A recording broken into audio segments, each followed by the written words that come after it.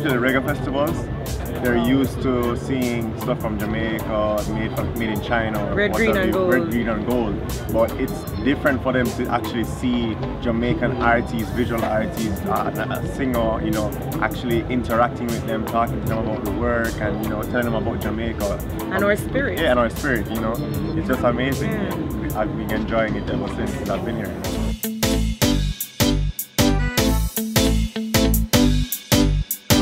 Joan Webley. I sing and I paint when I can, but I have also been a part of developing this community. There's a community space that's based in Kingston now in Halfway Tree called Nanook, and at that space we stage events, jam sessions, poetry readings and live painting sessions, and that's the work that's here today. It's from those live painting sessions, and that one was pretty much heavily influenced or started by Mattew McCarthy, or creative director, or sometimes when he takes it. Yeah. Who's there? He can introduce himself now. Hi, my name is Matthew McCarthy, also known as the Idealist, and yeah, I'm a visual artist, street artist, and I also get involved in as many kind of collaborative artistic community projects as I can in Jamaica, because I really believe in a lot of, you know, my friends and, you know, people who are also within Jamaica who have creative spirit, and so that's really my purpose, you know. Yeah. Hi, my name is Jik-Reuben and I'm the visual ninja. True. Yeah, I am a black and white photographer. I do a lot of concert photography and portraits that have a lot of meaning and spread awareness, especially to black women in Jamaica or just the Caribbean overall. I love photography. I've been doing it for 5 years, and I'm here on the Up Tour, United Purpose Tour, just sharing my skills, you know, my abilities with everybody. Yeah. For us, this tour was really important because it was the first time that we know of, at least, that an independent arts collective or independent artists have collectively come together to come to Europe to kind of explore. You know, usually Jamaicans have to be invited and it has to be that someone is sending for you or whatever, but we were able to pull this together and come here on our own kind of terms and set up and display ourselves as Jamaicans as we see, and that was kind of cool.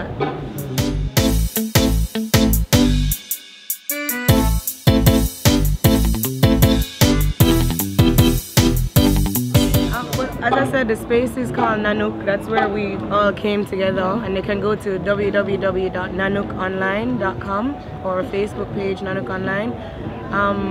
But as Jik mentioned, this tour in particular was called Up United Purpose Tour, and each of us wanted to connect cultures. Apart from, I think, our other objectives, you know, everybody's trying to grow as an individual and learn life lessons. But as a collective, that was one unifying thing that I think we all had a yearning or interest in, really coming to connect our worlds.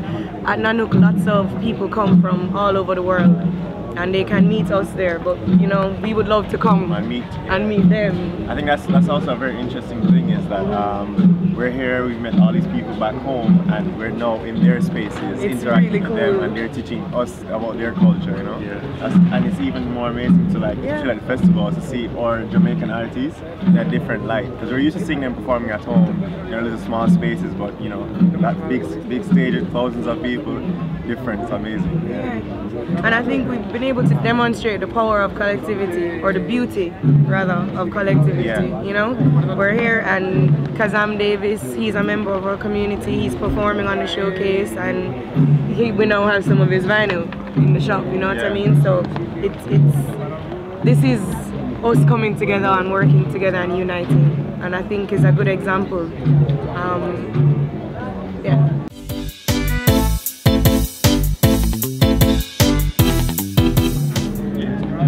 I think so.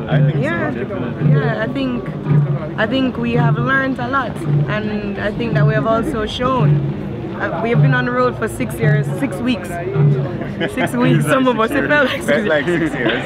6 weeks, and I think at the end of it, we're going home still friends, still family, or more than friends probably, you know, and that I think speaks enough for whatever else. I think each person has played their role, each person has played their part, and I've learned a lot from the persons that have shared this mission and this journey, you know what I mean? And yeah, it's a beautiful thing. You can only go up, up, up, up, straight, way up, stay up.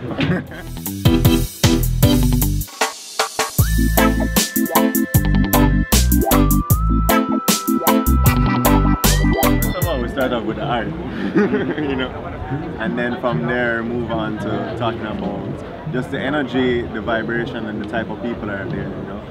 That's the thing. I always said to people, Jamaica is many things, you know. Everybody loves reggae, which has come from that spirit, and loves the One Love anthem, but we're people, just like the people that listen to reggae, and there's many layers and there's many levels.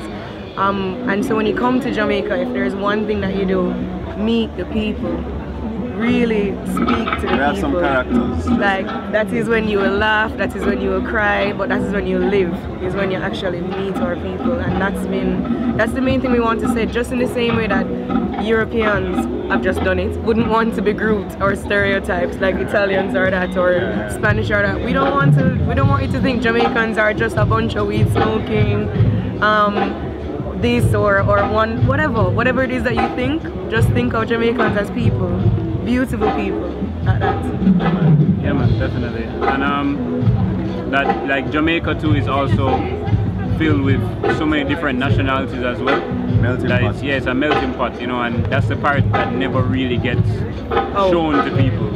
And I think a lot of people come to Jamaica and feel comfortable, and yeah, maybe because of the people and the atmosphere and the weather, what have you, but it's also because the people there are used to different cultures and used to not necessarily just embracing, because there still are certain issues, but the people in Jamaica are very used to seeing different cultures and seeing different people of different cultures, and so there's not much of a shock, you know. I feel like people can feel right at home when they come to Jamaica. Yeah. And even if somebody isn't necessarily that familiar with you or where you come from in a part of the world, Jamaica is a place where somebody will try to be accommodated and learn quickly about, you know, who you are, and ask you questions and be very open and willing to assist you, you know. And that's the thing that doesn't get shown a lot about Jamaica, you know, and that's what needs to be kind of highlighted more, that we're like a nation of very aware people, globally aware people, you know. Yeah, and one more thing too,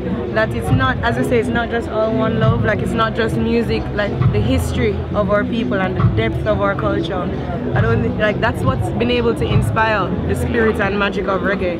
You know, we have ancestors and a history of Maroons, of Taino Indians, of persons who were freedom fighters, and that blood is still flowing through us, and that love for humanity is still there. And I think even if you're not a beach person, there's reasons to come to Jamaica, because you'll learn a lot from the culture. Yeah man, and the food, ton of. Yeah. Oh my gosh, I miss the food so much. Yeah man, yeah, that's the biggest thing, man. I mean, Europe has great food. Yeah, you do. Love a currywurst or hummus.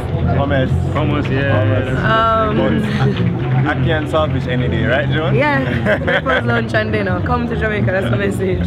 And we are happy to be here, that's the thing. When we go home now, as I said, everybody life change, but for Nanook at least, we know that our next steps is to make it easier for this exchange to keep happening. For artists to keep coming to Europe and other spaces, and for other people to come to Jamaica to integrate and connect, because I won't lie, maybe it's not always that easy. Yeah. But we want to make it. Yeah, we want to try it, definitely.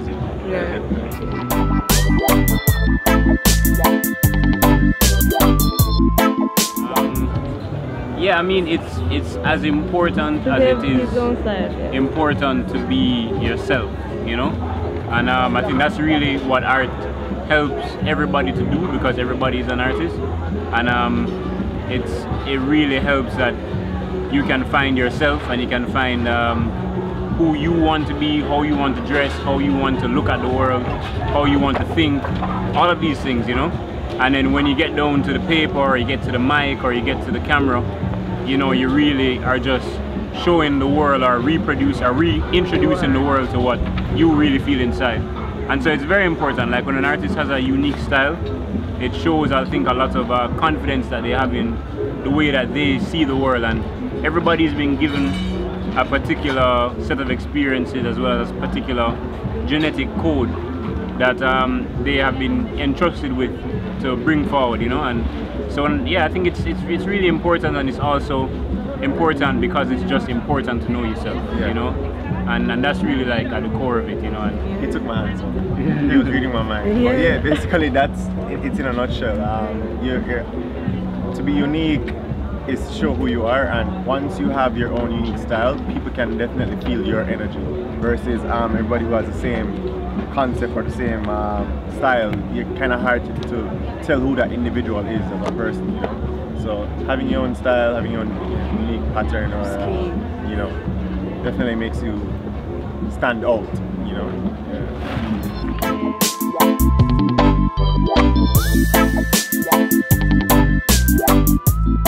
It's a little bit of both. Like I normally have. That's a really good question, man. Really good question. Yeah, no, it's a little bit of both. I never normally sketch. I don't normally sketch before I do something. But what normally happens is I normally have a conversation, maybe a week before, a month before, maybe even a year before. And I might get to a particular place and I might remember the conversation in light of what we're talking about, or the people I'm around are talking about, or how the space looks. And then I'll have an idea, so I'll be inspired. But then I rarely sketch, which I'm not promoting that because it's good to sketch. But I start, and it's normally a good process. It's a nice learning experience every time. And yeah, I don't mind it. I like to do it that way. I like to freestyle. But yeah. I think I suppose I'm the least artistically heavy person. No, in terms of what I focus on. But that's been the beauty for me then, to be able to interact and spend more time around persons who have really devoted themselves to it, because that kind of what he said I didn't realize, but it comes to you through osmosis. I think that the world, we could say creatives and non-creatives, which don't really exist, but the artistic people and those who maybe don't see themselves as being that artistic, really there's so much to be gained from even that exchange, because through watching somebody create, like Matthew painted the wall outside the front of Nanook, and as he said, he doesn't sketch, and I had no idea what was happening there. And to me, how he was able to transform that, not only does it show skill, but it shows confidence, and that is something that every artist, you see that they must have a level of confidence in self in order to create, and I think that's a great lesson for any human being. Confidence in self, you know what I mean? Yeah,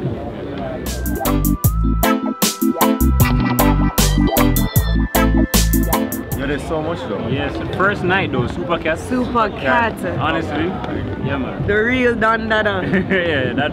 Like even what is it? Second night with Chelsea on the showcase. Yeah, Chelsea Chelsea on the showcase too. Yeah. There's so many, like definitely. Brozai, Start a Fire, Catch a Fire. Catch a Fire was crazy. Awesome. Like it's first time seeing them, and it's like I was dancing and singing along like I even knew them for years. You know what I mean? Exactly. Yeah, man. And then Ricky Trooper. Yeah. Like what was it? The dance hall tent? The dance hall tent. And Ricky Trooper on and off stage, because he did an interview on Radio Rototom, and I'm like, the man is talking the issues, like he's an ambassador. Put it that way there. No, let me tell you the real special moment.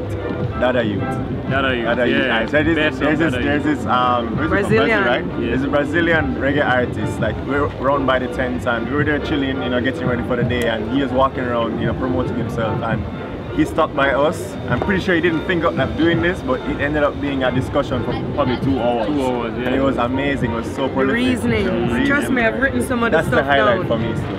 Actually, the message from Dada, God rewards you if you take time for yourself. Yeah. And that is something that has been definitely a huge message. Yeah, solution over problem. Solution over problem. Definitely. Thank you. I just want to shout out all the other members that aren't here. Yes. So Italee was somewhere making magic about the place as Spreading usual. smiles. You know, big up Peter, big up Ashton, big up Dan, big up Alex, Alexander Cole. Big up all the family who has been supporting us from Germany, Spain, France, everywhere. Bacayard, everybody. Juliana. Yeah, man. Yeah, man. Big up Laura, Gardi, Juliana. We have met some amazing people. Liana. Yeah. And the Rototom organizers, to be honest, like there's this gallery space that they created this for us, you know. They come to Nanook when they're in Jamaica. They saw the works that were being done at the Sankofa sessions, and they decided that this artwork really had to be here as well, and so that was a part of making it possible. So really, you're just realizing that that's how the world works. Is, as we say in Jamaica, 2 hands off a clap. Yeah. Big up my grandmother. See love. Big up my grandmother one more time. Yeah man, I'm an auntie down the country. You're beautiful. You're very beautiful.